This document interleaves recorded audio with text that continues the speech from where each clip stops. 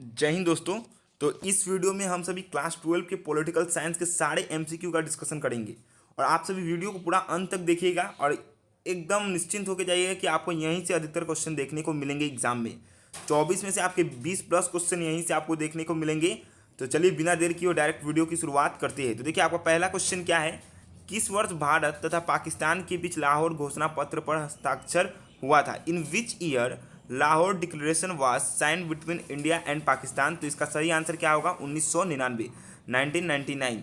ठीक है। Next question क्या है, देखिए शीत युद्ध युद्ध की एक नई रणनीति है, किसने कहा था। तो फ्रीडमैन ने कहा था। किसने कहा था, फ्रीडमैन ने कहा था।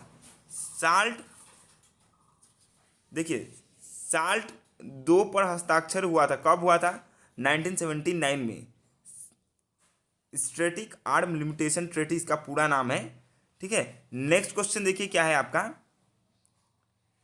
किसने कहा कि राष्ट्रीय हित विदेशी नीति की मूल अवधारणा है। तो इसका होगा जोसेफ फ्रैंकलिन। किसने कहा, जोसेफ फ्रैंकलिन ने कहा कि राष्ट्रीय हित विदेशी नीति की मूल अवधारणा है। आगे इंग्लिश में भी होंगे क्वेश्चन, तो हिंदी इंग्लिश में दोनों बता दूंगा। ठीक है। तो आप लोग देखिए नेक्स्ट क्वेश्चन क्या है, प्रोक्सी युद्ध के दौरान प्रयुक्त विधि। ये प्रोक्सी वार किस में प्रयोग हुआ था, प्रोक्सी युद्ध की नीति, तो शीत युद्ध यानी कोल्ड वार में। पहला गुट निरपेक्ष शिखर सम्मेलन हुआ था यानी फर्स्ट नॉन अलाइजमेंट मूवमेंट का कॉन्फ्रेंस कब हुआ था, तो बेलग्रेड में हुआ था। तो कब हुआ था, 1961 में। कब हुआ था, 1961 में, याद रखिएगा। ठीक है। साल्ट एक पर, साल्ट का पूरा नाम क्या है, स्ट्रेटिक आर्म लिमिटेशन ट्रीटी पर हस्ताक्षर यानी साइन कब हुआ था, पहला साल्ट 1972 में। ये आपके लिए इंपॉर्टेंट क्वेश्चन है। हाँ।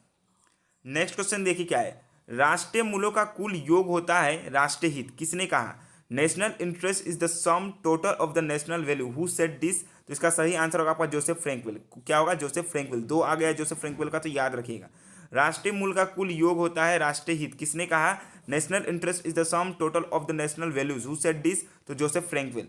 नेक्स्ट क्वेश्चन क्या है, याद करते जाइएगा मेरे साथ। हाँ, साल्ट 1 कब हस्ताक्षर हुआ था, 1972। पहला गुट निरपेक्ष 1961, कहाँ पे, बेलग्रेड में। देखिए नेक्स्ट क्वेश्चन क्या है, पॉलिटिक्स एमोंग नेशन पुस्तक के रचयिता कौन है, who is the writer of politics among nation. तो इसका भी आंसर क्या होगा, सही आंसर हॉन्स जे मॉर्गेनथाउ, हॉन्स जे मॉर्गेनथाउ इसका सही आंसर होगा। वेस्टफेलिया की संधि हस्ताक्षर हुई थी, तो कब हुई थी, 1648 में। बस आपको याद रखना है वेस्टफेलिया की संधि कब हुई थी, 1648। मेरे साथ देखते रहिएगा। ठीक है, अंत तक वीडियो में बने रहेगा, आपका एग्जाम अच्छा होगा। हाँ। वर्षा संधि गठित करने की पहल किसने की, तो वर्षा संधि आपका सोवियत संघ ने किया था। किसने किया था, सोवियत संघ, यूएसएसआर ने। ये वर्षा पैक्ट क्यों किया गया था, तो नाटो के विरुद्ध में। किसके विरुद्ध में किया गया था, नाटो के विरुद्ध में। नाटो की स्थापना कब हुई थी, तो 4 अप्रैल 1949 को, 4 अप्रैल 1949। कोई कोई बुक में 13 अप्रैल भी होता है। ठीक है। देखिए शीत युद्ध शब्द का सर्वप्रथम प्रयोग किसने किया, तो बर्नार्ड ब्रूच। किसने किया, बर्नार्ड ब्रूच। और शीत युद्ध का लेखन में प्रयोग कौन किया था, तो वॉल्टर लिपमैन। किसने किया था, वॉल्टर लिपमैन ने किया था। ये भी आप याद रखिएगा। शीत युद्ध कब से कब तक माना जाता है, शीत युद्ध आपका 1945 से 1991 तक माना जाता है। 1991 में क्या होता है, सोवियत संघ का विघटन हो जाता है और सोवियत संघ से जो पहला देश निकलता है उसका नाम क्या होता है, बेलारूस। नेक्स्ट क्वेश्चन देखिए आपका क्या है, मार्शल परियोजना कार्यान्वित हुई थी वर्ष 1947। इसका सही आंसर क्या होगा, वर्ष 1947 में। और ट्रूमैन सिद्धांत भी कब हुआ था, 1947 में। नेक्स्ट क्वेश्चन देखिए आपका क्या है, वैचारिक रूप से चयनित राष्ट्रीय हितों से संबंधित एक सुव्यवस्थित कथन ही एक विदेशी नीति है। कथन के वक्ता कौन है। A foreign policy is the systematic statement of deliberately selected national interest this was said by. तो इसका सही आंसर क्या होगा, एफ.एच. हार्टमैन। क्या होगा, एफ.एच. हार्टमैन, याद रखिएगा। हाँ, हिंदी में आप नॉर्मल देख लीजिएगा, राष्ट्रीय हितों से संबंधित वैचारिक रूप आएगा तो आप क्या मार दीजिएगा, एफ.एच. हार्टमैन। नेक्स्ट क्वेश्चन क्या है आपका, देखिए शीत युद्ध को गर्म शांति के रूप में वर्णित किसने किया है, तो बर्नर्ड द्वारा किया गया है। किसके द्वारा किया गया है, बर्नर्ड द्वारा। शीत युद्ध को गर्म शांति के रूप में किसने वर्णित किया गया है, cold war was describe as hot peace by Burnett. Next question क्या है, देखिए शीत युद्ध का अंत कब होता है, अभी मैं आपको बताया था 1991 में। और शुरुआत कब होता है, 1945 में। नाटो का गठन 4 अप्रैल 1949। एनसीईआरटी बुक 13 अप्रैल बोलती है, कोई कोई बुक में होता है। ठीक है। नेम से यहाँ से क्या है, नेम मतलब NAM, नॉन अलाइजमेंट मूवमेंट, यानी हिंदी में इसको गुट निरपेक्ष आंदोलन और इंग्लिश में नॉन अलाइजमेंट मूवमेंट।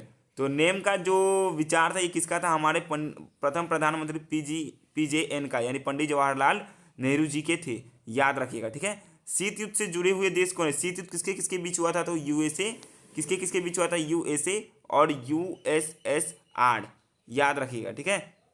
तो यहाँ पे दे भी दिया है। नेक्स्ट क्वेश्चन देखिए आपका क्या है, बांदुक सम्मेलन हुआ था, तो बांदुक कब हुआ था? 1955 में। कब हुआ था? 1955 में। नेक्स्ट क्वेश्चन आपका क्या है, देखिए, निर्गत आंदोलन की एक अपरिहार्य नीति है, one of the essential principle of non alignment, यानी अहस्तक्षेप। क्या होगा? अहस्तक्षेप। निर्गुट आंदोलन की एक अपरिहार्य नीति क्या है? अहस्तक्षेप, यानी किसी भी गुट में न मिलना, ठीक है। गुट निरपेक्ष आंदोलन के माई बाप कौन है, यानी जनक कौन है? The father of non alignment movement was, तो आपका इसका सही आंसर क्या हो जाएगा? पंडित जवाहरलाल नेहरू जी। नेक्स्ट क्वेश्चन क्या है आपका, देखिए, द्वितीय विश्व युद्ध शुरू कब हुआ था? 1939 में। खत्म कब होता है? 1945 में, याद रखिएगा। द्वितीय विश्व युद्ध में दो ग्रुप होते हैं, अलाइड पावर और एक्सिस पावर बोल के, मित्र राष्ट्र और धुरी राष्ट्र। मित्र राष्ट्र में कौन होते हैं? अमेरिका, रूस, ब्रिटेन, फ्रांस, और धुरी राष्ट्र में जर्मनी, इटली, जापान। फिर नेक्स्ट क्वेश्चन क्या है, नाटो के गठन में किसने प्रमुख भूमिका निभाई है? तो अमेरिका ने। किसने निभाई है? अमेरिका ने, ठीक है। शीत युद्ध में सर्वाधिक शक्तिशाली कौन थे? दोनों पक्ष थे, संयुक्त राज्य अमेरिका और सोवियत रूस, याद रखिएगा। अब नेक्स्ट क्वेश्चन पे मैं डायरेक्ट आ जाता हूँ। लेसन नंबर आपका 2 यहाँ पे दिए है, लेसन नंबर 3 है जो आपका फॉरेन पॉलिसी है, ठीक है। इसका मोस्ट इंपॉर्टेंट एमसीक्यू को देख लेते हैं। तो देखिए पहला क्वेश्चन क्या आपका, सार्क का स्थायी सचिवालय कहाँ पे? काठमांडू में। कहाँ पे? काठमांडू में। सार्क का पूरा नाम क्या है? South Asia association regional corporation. हाँ, साउथ एशियन एसोसिएशन होगा, एशियन एसोसिएशन रीजन कोऑपरेशन। इसकी स्थापना कब होती है? तो 1985 में। कब होती है? 1985 में। कहाँ पे होती है? तो ढाका में होती है। कहाँ पे होती है? ढाका में। 9 दिसंबर और 8 और 9 दिसंबर शायद। हाँ, और ये सार्क किसका मस्तिष्क का उपज था? तो सार्क आपका जियाउर रहमान। किसका था? जियाउर रहमान का, याद रखिएगा, ठीक है। नेक्स्ट क्वेश्चन देखिए आप क्या है, दादांत शब्द है, तो दिदांत किस भाषा का शब्द है? फ्रेंच शब्द है, जिसका मतलब क्या होता है? तनाव में शिथिलता, यानी तनाव में कमी आना, डिप्रेशन में कम आना। देखिए भारत और चीन के बीच पंचशील समझौता कब हुआ था? तो 1954 में। कब? 1954, हाँ 1954 में हुआ था। इस समय भारत के प्रधानमंत्री पंडित जवाहरलाल नेहरू और चीन के कौन थे? चाउ एन लाई। चाउ एन लाई, नाम क्या था? चाउ एन लाई, यानी चावल का लाई, चाउ एन लाई, ठीक है, याद रखिएगा। सार्क का पहला शिखर सम्मेलन कहाँ पे होता था? ढाका में। 123 समझौता पर हस्ताक्षर हुआ था, वर्ष कब? 2007 में। कब हुआ था? 123 समझौते पर हस्ताक्षर वर्ष 1947 में हुआ था। नेक्स्ट क्वेश्चन देखिए आपका क्या है, पंचशील संधि हस्ताक्षरित हुई थी भारत और चीन के बीच। किसके बीच हुई थी? भारत और चीन के बीच। भारत और चीनी सीमा संघर्ष हुआ था वर्ष 1962 में। भारत और चीन के बीच युद्ध कब हुआ था? 1962 में। नेक्स्ट क्वेश्चन क्या है, बेलग्रेड सम्मेलन आयोजित हुआ सन 1961। The Belgrade conference was held in 1961, याद रखिएगा। हाँ, नेक्स्ट क्वेश्चन देखिए आपका क्या है, किस वर्ष भारत पाक शिमला समझौता पर हस्ताक्षर हुआ था? In which year was the Indo Pak Shimla agreement signed? तो 1972। इसका सही आंसर क्या होगा? 1972। सार्क की स्थापना हुई थी कब? 1985 में। कहाँ पे? ढाका में। बांग्लादेश की राजधानी ढाका, और वहाँ का करेंसी क्या है? टाका। नेक्स्ट क्वेश्चन क्या है आपका, देखिए, भारत की विदेशी नीति की एक प्रमुख विशेषता है, one of the unique features of Indian foreign policy, तो क्या है? पंचशील के सिद्धांतों को अपनाना। पंचशील मतलब क्या है? 5 सिद्धांत, उसमें 5 बातों को बोला गया था, इसलिए नाम क्या हुआ? पंचशील। विदेशी नीति के निर्माण पुस्तक के लेखक कौन है? तो जोसेफ फ्रैंकवेल। कौन है? जोसेफ फ्रैंकवेल, याद रखिएगा। The making of foreign policy, ये भी आपको इंग्लिश में भी याद रखना। The author of the book the making of foreign policy is written by कौन है? जोसेफ फ्रैंकवेल। नेक्स्ट क्वेश्चन आपका देखिए, वर्तमान में सार्क में सदस्य कितने हैं? तो 8 है। कितने हैं? 8 है। स्टार्टिंग में जब सार्क का स्थापना हुई थी 1985 में। कब? 1985 में। तब इसमें सदस्य कितने थे? 7। कितने थे? 7। 8वां देश कौन था? तो अफगानिस्तान। कौन था? अफगानिस्तान। कब बना था? तो 2007 में। कब बना था? 2007 में वो अफगानिस्तान सार्क का मेंबर बनता है, याद रखिएगा। नेक्स्ट क्वेश्चन, सार्क का जो हेडक्वार्टर है वो कहाँ पे है? काठमांडू में। काठमांडू क्या है? तो नेपाल की राजधानी क्या है? काठमांडू। निम्नलिखित में से कौन भारत की विदेशी नीति का निर्माता माना जाता है? तो पंडित जवाहरलाल नेहरू भारत की विदेशी नीति का निर्माता माना जाता है। हमारे भारत के प्रथम जो आप बोल सकते हैं फॉरेन मिनिस्टर, वो भी कौन थे? पंडित जवाहरलाल नेहरू जी ही थे। शांतिपूर्ण सह अस्तित्व एक सिद्धांत है, किसका है? तो आप पंचशील भी बोल सकते हैं और गुट निरपेक्ष भी बोल सकते हैं। अगर मान लीजिए पंचशील की जगह गुट निरपेक्ष होता है तो आप किस में जाते हैं? गुट निरपेक्ष में। दोनों की विशेषता है, ठीक है। नेक्स्ट क्वेश्चन देखिए आपका क्या है, विदेशी नीति का उद्देश्य है, the main objectives of foreign policy is, तो क्या है, राष्ट्रीय हित को रक्षा करना, to protect the national interest हुआ। तो मैं अब वो सब नहीं करवाता हूँ, प्रीवियस ईयर हुआ। अब मैं डायरेक्ट अब यूएनओ के मोस्ट इंपॉर्टेंट क्वेश्चन के ऊपर आ जाता हूँ।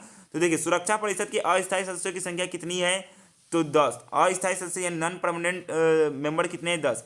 प्रतिवर्ष आर्थिक तथा सामाजिक परिषद के कितने अंश सदस्य अवसर प्राप्त करते हैं, यानी इकोस्क के यानी इकोनॉमिक एंड सोशल काउंसिल के कितने सदस्य रिटायर होते हैं, तो 1/3। कितने होते हैं, तो 1/3। इसका सही आंसर क्या होगा, 1/3। यहाँ पे आंसर नहीं दिया है कि नहीं दिया है, चलिए। संयुक्त राष्ट्र संघ का 193वां सदस्य राष्ट्र कौन है, तो ये है आपका दक्षिण सूडान, जिसकी राजधानी क्या है, जुम्बा। क्या है, जुम्बा। फिर नेक्स्ट क्वेश्चन देखिए क्या है आपका, अंतर्राष्ट्रीय न्यायालय के न्यायाधीशों के कार्यकाल की अवधि कितनी होती है, तो 9 वर्ष। कितनी होती है, इंटरनेशनल कोर्ट के जजों की जो मतलब काम कब तक करते हैं, एज कितना तक होता है, कितने एज मतलब बोल रहा हूँ, मतलब ये कितने साल तक रहते हैं, तो 9 साल तक। संयुक्त राष्ट्र संघ के लिए शांति के लिए एक होना की प्रस्तावना की स्वीकृति मिली थी 3 नवंबर 1950 को। शांति के लिए एक होना, तो इसको कब मिला था स्वीकृति, यानी वहाँ से यूएनओ से कब इनको अप्रूव किया गया था, तो 3 जनवरी 1950। मैं यूएनओ का एक कंप्लीट वीडियो भी बनाया हूँ शॉर्ट क्वेश्चन का, वो भी आप सभी वॉच कर लीजिएगा। देखिए नेक्स्ट क्वेश्चन क्या है, संयुक्त राष्ट्र संघ के प्रथम महासचिव कौन थे, तो त्रिगवेली। कौन थे, त्रिगवेली। कहाँ के थे, नार्वे की। कहाँ के थे, नार्वे के। नेक्स्ट क्वेश्चन क्या है आपका, देखिए संयुक्त राष्ट्र संघ का चार्टर स्वीकृत हुआ था सैन फ्रांसिस्को सम्मेलन में। कहाँ पे हुआ था, सैन फ्रांसिस्को सम्मेलन में। अंतर्राष्ट्रीय न्यायालय का अधिकार क्षेत्र है 3। कितना है, अधिकार क्षेत्र है 3। महासभा कूटनीतिज्ञों का एक सम्मेलन है। Who said the general assembly is a conference of the diplomats. तो ये डिप्लोमेट्स वाला बात कौन बोला था, गुटरिच। कौन बोला था, गुटरिच। याद हुआ आपको कुछ कुछ। नेक्स्ट क्वेश्चन देखिए आपका क्या है, सुरक्षा परिषद के स्थायी सदस्यों की संख्या कितनी है, तो 5। अस्थायी की कितनी होती है, 10। स्थायी सदस्य की कार्यकाल कितनी होती है, 5 साल। संयुक्त राष्ट्र संघ के महासचिव का निर्वाचन द्वारा सुरक्षा परिषद की सिफारिश के अनुसार किया जाता है, तो महासभा द्वारा। किसके द्वारा, संयुक्त राष्ट्र संघ के जो महासचिव होते हैं उनका चुनाव महासभा के द्वारा सुरक्षा परिषद की सिफारिश पर किया जाता है। The secretary general of the UNO is elected by the general assembly on the recommendation of the secretary council. Next question आपका देखिए क्या है, संयुक्त राष्ट्र संघ की स्थापना हुई थी कब, तो 1945 में, 24 अक्टूबर 1945 को। 24 अक्टूबर 1945 को। इसलिए हर साल हम लोग क्या करते हैं, 24 अक्टूबर को यूएनओ दिवस मनाते हैं। क्या मनाते हैं, यूएनओ दिवस मनाते हैं। नेक्स्ट क्वेश्चन क्या है आपका, देखिए नेक्स्ट क्वेश्चन आपका है, सुरक्षा परिषद के अस्थायी सदस्यों की कार्यावधि कितनी होती है। अस्थायी बोला है, ठीक है। अस्थायी मतलब नॉन परमानेंट सदस्य, तो 2 साल के लिए होता है। और परमानेंट का कितना होता है, 5 साल। और हर 5 साल का वही बनते हैं, ठीक है। नेक्स्ट क्वेश्चन देखिए क्या है, वर्तमान समय में महासभा की सदस्य की संख्या कितनी है, 193। कितनी है, 193। मैं ऐसे की वाला वीडियो में 195 बोल दिया था, गलती हो गया था, ठीक है। नेक्स्ट क्वेश्चन क्या है आपका, देखिए संयुक्त राष्ट्र के अधिकार पत्र में कुल कितने अनुच्छेद है, तो 111। अधिकार पत्र मतलब चार्टर। चार्टर क्या है, तो वहाँ का यूएनओ के कॉन्स्टिट्यूशन का नाम है। यूएनओ की स्थापना क्यों की गई थी, तो विश्व में शांति एवं सुरक्षा के लिए। सुरक्षा परिषद यानी सेक्रेटरी काउंसिल में कुल सदस्य होते हैं, कितने होते हैं, तो 15। कितने होते हैं, 15 होते हैं, याद रखिएगा, ठीक है।